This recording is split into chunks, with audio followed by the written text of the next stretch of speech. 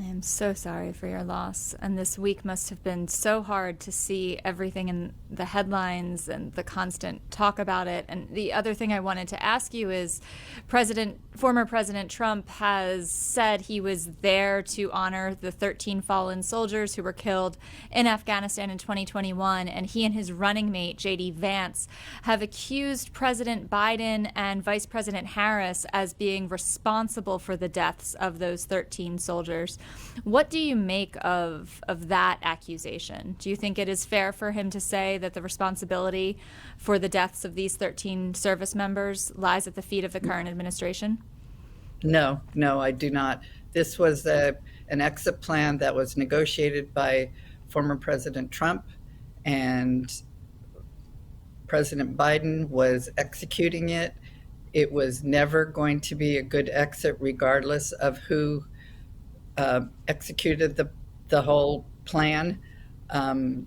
It fell apart at the last minute when we were the Iraq or the Afghanistan officials just abandoned the country. So no, it was Trump's plan, and we were trying to accomplish what he had put forth. So no, it was they should not blame them.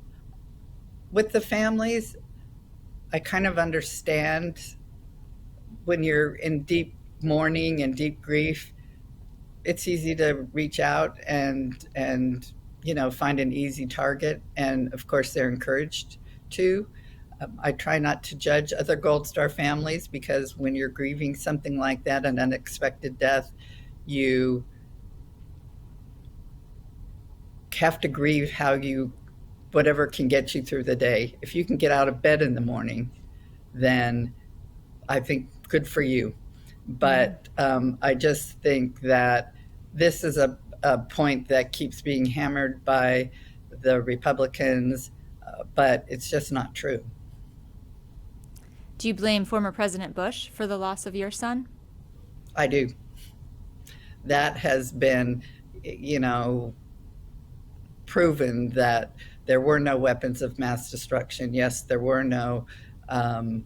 It seemed like every 2 weeks they changed the mission.